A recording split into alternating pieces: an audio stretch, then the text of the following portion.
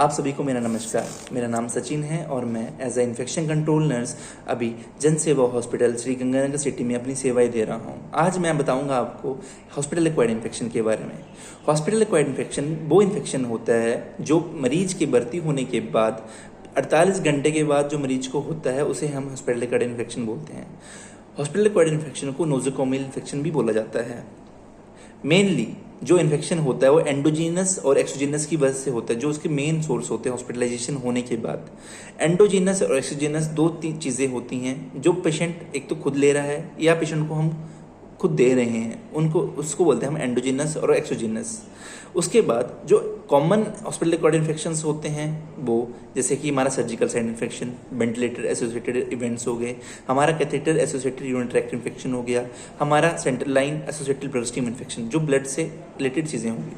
सबसे पहले surgical site infection. Surgery अगर आप प्रॉपर तरीके से नहीं की हो, डॉक्टर्स ने प्रॉपर इंस्ट्रूमेंट स्टरलाइज ना करवाए हों, हैंड वॉशिंग नहीं करी हो, उसकी वजह से या फिर उसके बाद पोस्ट ऑप में पेशेंट को एनवायरनमेंट्स की वजह से सफ़र करना पड़ गया।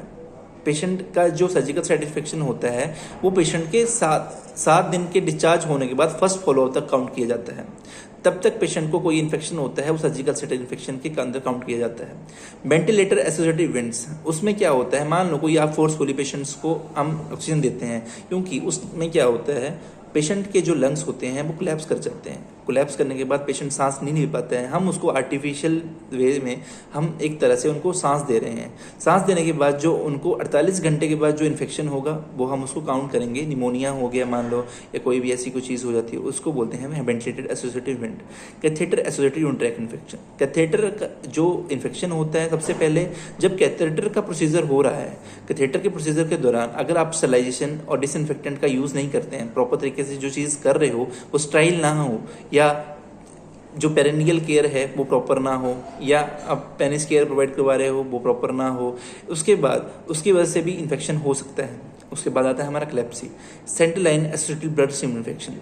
सेंट्रल लाइन जो हमारे कैथेटर में आती है, कैथेटर जो हम पेशेंट को मेडिसिन आईवी थेरेपी करने के लिए, ड्रॉप्स देने के लिए यूज़ कर देते हैं, उसको बोलते हैं हम सेंट्रल लाइन। अब उसकी वजह से जो एयर उसमें जा रही है या उसमें कोई ब्लड क्लॉट्स रह जा रहे हैं, उसकी वजह से जो इन्फेक्शन हो रहा है उसमें। अब होता कैसे है हॉस्पिटल में, सबसे मेन बात जो हमें पता करनी है होता कैसे है। दो चीज़ें, एक तो डायरेक्ट कॉन्टैक्ट, एक इनडायरेक्ट कॉन्टैक्ट। डायरेक्ट कॉन्टैक्ट जैसे हैंड हो गए, हैंड हाइजीन नहीं कर रहे हो, मतलब कोई भी health care worker hand hygiene नहीं करता है, उसकी वजह से क्लोथ्स हो गए। अगर एक स्टाफ दूसरे मरीज को एक क्लोथ्स जैसे पहने हुए हैं उससे गलती से क्लोथ्स के साथ टच हो जाता है, उसका इन्फेक्शन दूसरे पेशेंट को स्प्रेड करेगा। ओरल ट्रांसमिशन, अगर हम एक दूसरे से बात कर रहे हैं, अगर हमारा सलाइवा जो है स्प्रेड हो जाता है, उसकी वजह से जो इन्फेक्शन हो रहा है, बट हमने तो मास्क लगाया होगा पर हमारे तो नहीं होगा, जो मरीज होगा उससे कोई ऐसा इन्फेक्शन तो नहीं है। जैसे मान लो टीबी है, मरसा है, ऐसा कोई इन्फेक्शन हो, मरसा जो मिथिलिन रेसिस्टेंट स्टेफाइलोकोकस ऑरियस होता है उसकी वजह से, या हमारे बेड हो गए।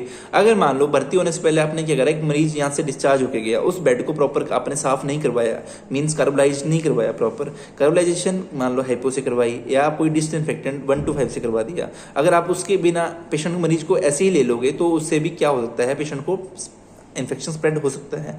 क्लोथ्स हो गए, पेशेंट की बेडशीट चेंज ना हो रही हो, या पर्सनल आइटम कोई भी आप यूज़ कर रहे हो उसको प्रॉपर साफ नहीं कर रहे हो, उसकी वजह से भी पेशेंट को इन्फेक्शन हो सकता है।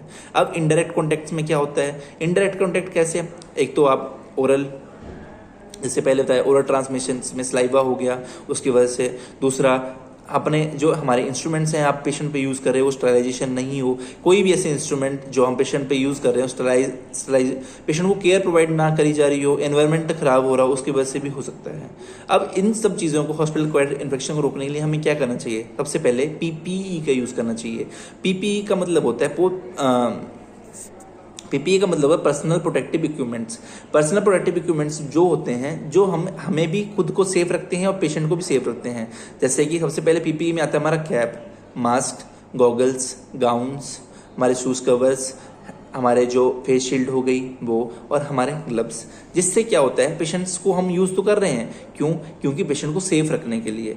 हैंड हाइजीन प्रॉपर करें। हैंड हाइजीन हमारी 2 टाइप की होती है, एक हैंड हाइजीन होती है, एक हैंड वॉशिंग होती है। जो हैंड वॉशिंग होती है वो 40 to 60 सेकेंड्स की होती है, और जो हैंड हाइजीन होती है वो 20 to 30 सेकेंड्स। जो हैंड हाइजीन होती है वो सिर्फ 2 मिनट्स तक आपके हाथ में काम करती है, बट जो हैंड वॉशिंग होती है वो लॉन्ग टर्म पीरियड्स तक आपका काम कर देगी।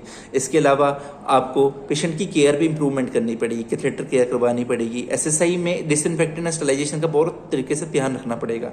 वेंटिलेटर में आपको ध्यान देना पड़ेगा, किसका सबसे ज़्यादा आपको ध्यान देना है, वो देना है आपके जो पेशेंट को आप सेडेशन दे रहे हो, सेडेशन का बहुत ध्यान रखना पड़ता है। उसके बाद क्लेप्सी, सेंट्रल लाइन लगाने का प्रोसीजर प्रॉपर तरीके से स्टरलाइजेशन से तरीके से हो, और अगर लगाने के बाद उसको प्रॉपर टॉवल में, स्टरलाइज्ड टॉवल में प्रॉपर कवर